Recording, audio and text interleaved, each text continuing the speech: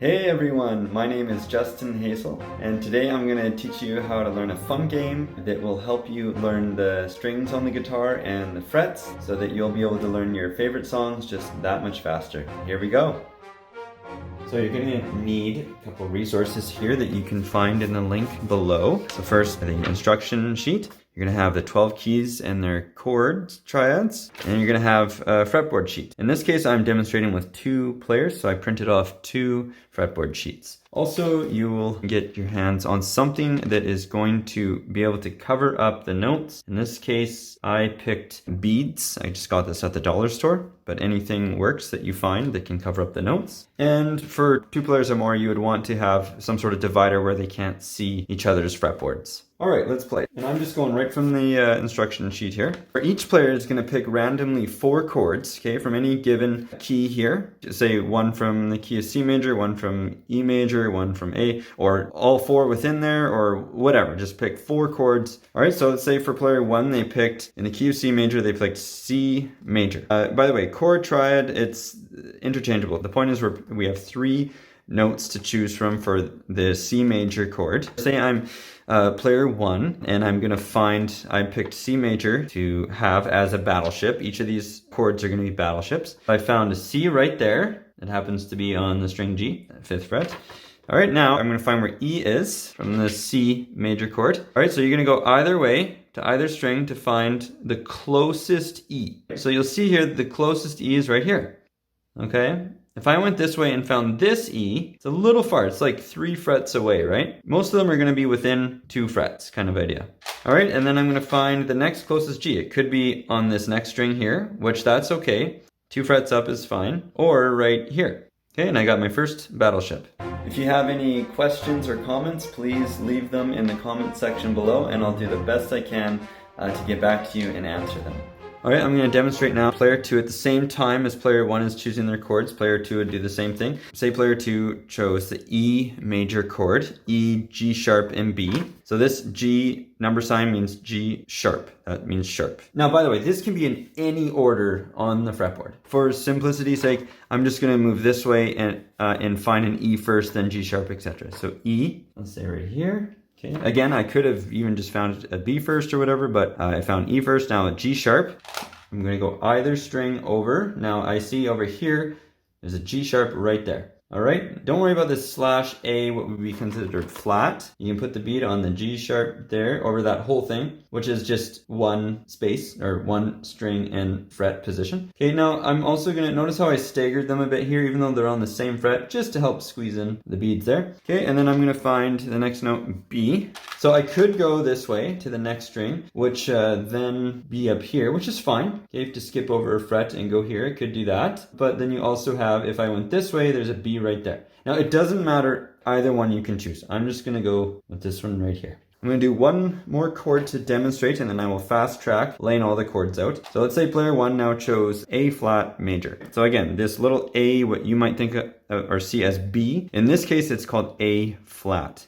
It stands for flat, A flat. Okay, so we're gonna have A flat, C, and E flat. So I'm going to find an A flat, which is right, there's one right here. Okay, so again, don't worry about this other G sharp note. In this case, it's going to be called an A flat because I'm making an A flat chord. And then C, again, this can be done in any order. You could go E flat, A flat, C, or whatever, but I'm just going to find C next. Okay, which, oh, right, this string over, there's C.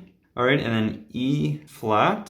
E flat. I could go this way, but I don't see an E flat close. So I'm going to go this way. Oh, E flat's just right there. Of course, it says E flat and D sharp, but in this case, we are thinking of it as an E flat. Okay, and these are all on 1 fret. Also, just to quickly show you that, for example, say I needed to find a D. Now, this is not the case for A flat major, but in case I needed to find a D, you can use what would be considered the open string. So you could put the bead there. But in this case, I am finding an A flat major chord, which has the E flat. Okay, and one more thing is you might start making a chord, for example, going here, here, and then the next note, you're like, oh, well, it shares the same note as this.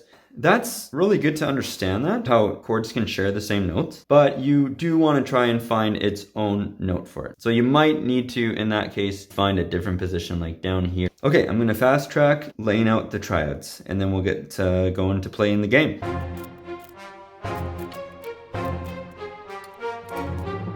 Okay, so we have all the triads there, which are considered the battleships for this game. So 1, 2, 3, 4 triads or battleships. Also, again, I just picked random chords from here. The point is you're getting to know your keys and what chords go in the keys. And that was just next level understanding without feeling like you're having to jump over this hurdle of, music theory. Okay, pick whoever player goes first. We'll just say player 1 goes first. So what they're gonna do is they are going to attack the other player. All right, so how they're gonna do that is they're gonna call out a string. These are each strings here.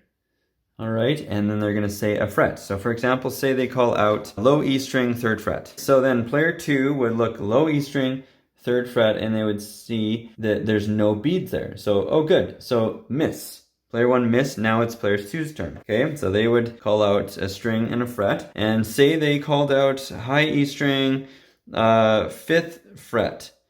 All right, now, just be aware that you want to make sure that you're understanding where your beads are. In this case, this bead belongs to this string. So the high E string, the 5th fret wouldn't be a hit. Now, but say they called out then B string, 5th fret, and then that would be a hit.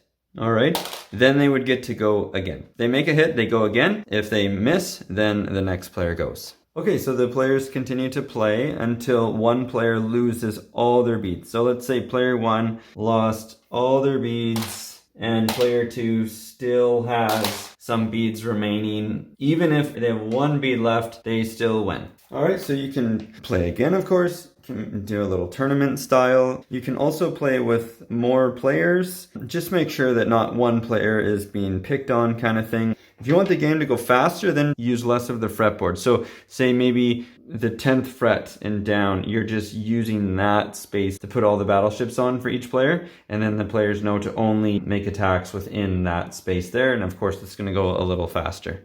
The other thing too, I'll show you quickly how you could make this a one-player game, like as if you're, playing against a computer, so to speak.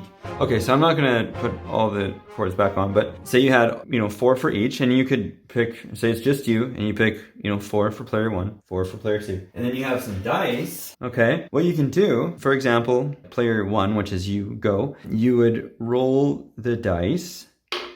That first number would be the string. So you can see here where there's numbers that also can label the string. So 4 string, which is the same as D string, just so you know. This D string, 4th string, it's interchangeable. It can be called either one. Then you would roll 2 dice, all right? And that would be the fret number. So that'd be the 4th string or D string, fret 8. And then you would see, okay, that's right here. Now, in this case, that would have been your attack. And if there is nothing there, then you would have lost your turn and then player 2 would go. But here you can just roll for player 2. And so you do, and as they would be attacking you. So you'd roll 1 dice, 6, so 6th string, and then, all right, and then 10th.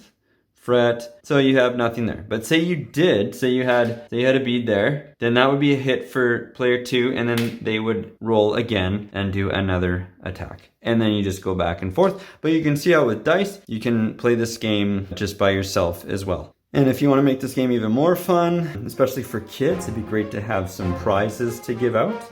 Just a quick mention to show you how this is going to help very practically for when you or your kids, for example, go to learn the actual guitar. This low E string, for example, right here is right here.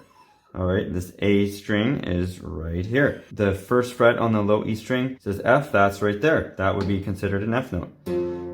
D, for example, D string, 5th fret, D string, 5th fret, right there. That's, okay, it's really helpful to be able to go, oh, D string, 2nd fret. That's where I place my finger. So obviously, you don't, do this way, they'd be going around and putting their finger like that to play the notes. And of course, you would have the guitar on your lap and everything like that. This is just for straight up demonstration purposes here. All right, so I hope that will help yourself or say your kids have fun learning guitar in a fun, even creative way for them, so that it'll help them that much more when they go to learn their favorite songs. If you like this video, feel free to click the like button and subscribe, and I hope I'll see you in the next video. Have an awesome day. Bye for now.